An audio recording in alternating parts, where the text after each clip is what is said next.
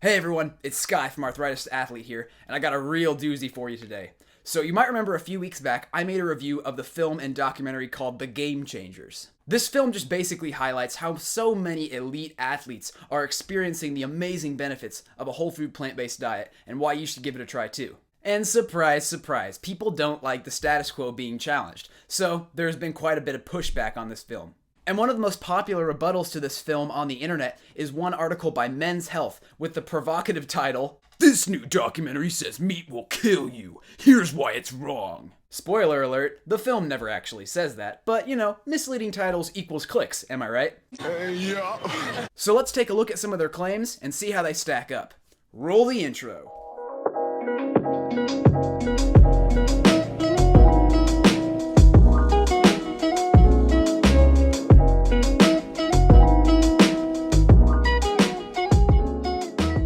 This article just starts off by giving the basic idea of the film, nothing too interesting yet, but soon it kind of morphs into the article obviously trying to keep the status quo, basically hinting at, you don't need to change, it's okay, everything is good.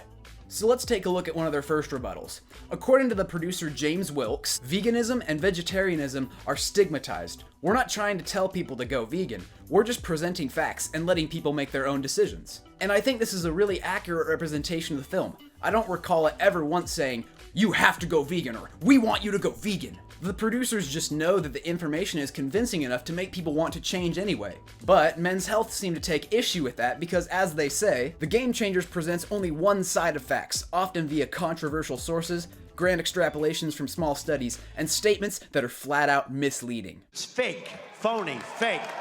Whew, dang. You'd think with such a sweeping statement they're going to present some really good evidence or research to refute some of the claims made in the film. Nope. I think you'll see what I mean later, but for now, let's take a look at their first real argument. So their first claim is basically saying that the benefits of non-meat diets are not vast and well established. They criticize director James Wilkes for calling archaeological evidence of vegetarian gladiators a study when it's not. Two things on this. Just because something is archaeological evidence and not a scientific study doesn't discredit the information. And they even flat out say that there is scientific evidence that is presented of vegetarian gladiators later on in the film. But don't ignore that, because James accidentally called this a study. Now, to be fair, they admit this is a small point, but they say it's a sign of all the misleading research to come. We'll see about that. Next, they talk about the study that says milk can increase estrogen levels and decrease testosterone levels. They don't really refute this with evidence, they just kind of point the finger over here and say, oh, it just decreased testosterone secretions temporarily. And that's really it. They just go right on to the next point, and they don't actually even cite any evidence saying that this isn't a bad thing. But let's consider their claims for just a second.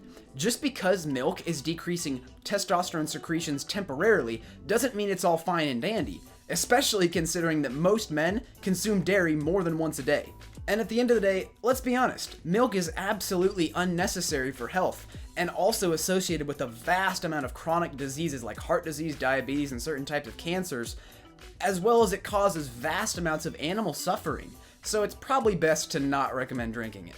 Alright, next they point out how the meat, dairy, and egg industries fund scientific research in order to make their products look good. And again, they don't really refute this with any evidence of their own, they kind of just divert your attention and point the finger over here and say, well, the film used an industry-funded study too, so that must mean it's wrong too. They cite this study that claims that burgers with avocado have a better effect on blood flow and inflammation than burgers without the avocado. Now yes, this study was funded by the Haas Avocado Board, but it's worth pointing out that just because something is industry funded doesn't necessarily make it wrong. It just means it requires another layer of skepticism. So I read through this study looking for any tricky design errors or some statistical calculations that could have thrown off the results. The one small thing I could find concerned the actual study design itself. It says that the meals were prepared with a regular burger, and the burger with the avocado was served with 200 milliliters of water. Now, it's possible that this could have been a wording error, but we're not really sure. Serving the avocado burger with 200 milliliters of water could have possibly had some influence on the blood markers that they're measuring, but we just can't know for sure. At the end of the day, the study design was kind of weird comparing a burger to a burger with avocado. It would have made a little more sense to compare the effect of avocado fat to the effect of beef fat on your blood. This study is far from the end-all be-all concerning vascular health, And it's hardly even worth talking about considering that we have really, really good evidence that you can reverse things like coronary artery disease with a whole foods plant-based diet. But it seems they didn't even really do a critical look on this study. They just kind of point at it and say, hey, look, it's industry funded, so this whole film is really misleading you.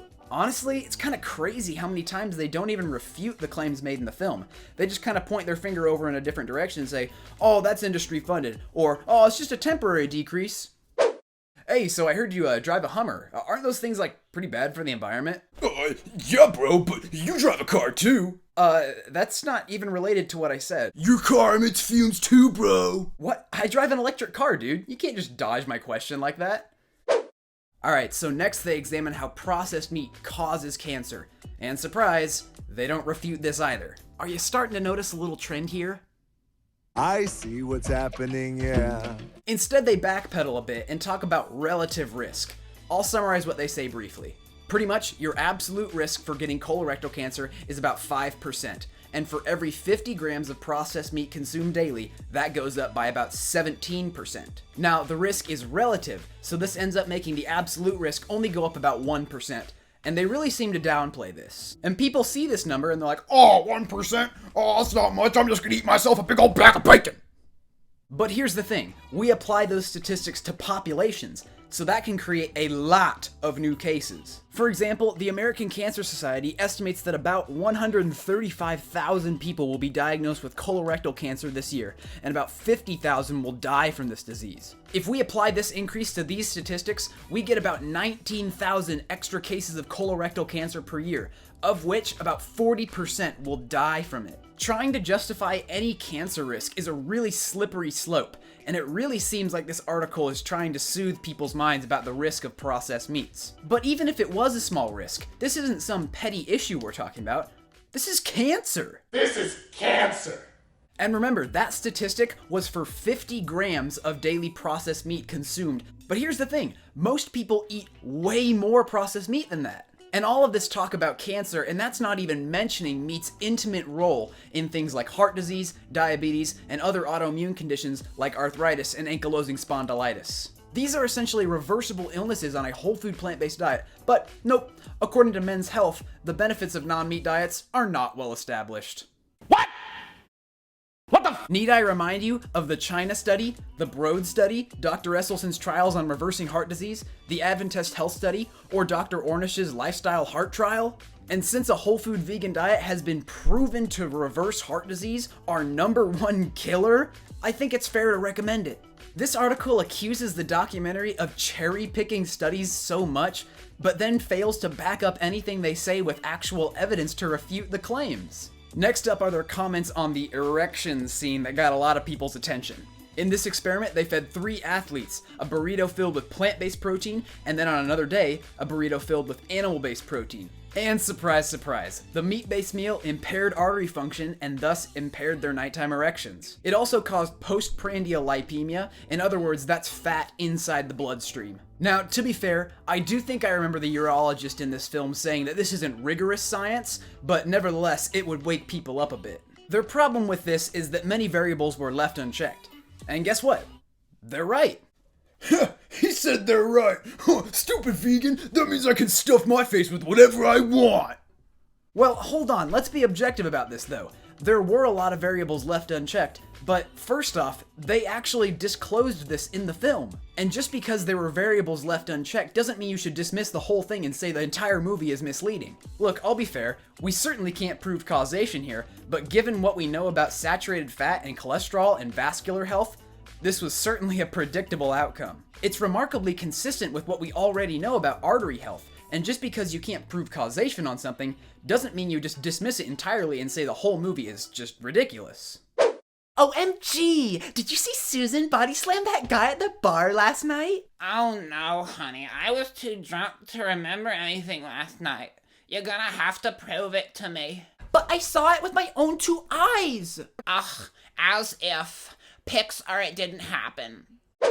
Next they go on to say that diet isn't everything, and it's just a small part of overall health. I mean, sure, diet isn't everything, but I definitely wouldn't call it a small part of overall health. I would actually argue that what you consistently put in your mouth is one of the most important factors when it comes to preventing chronic diseases. But hey, saying diet's only a small part of overall health sure as heck makes you feel better about your bad habits, eh?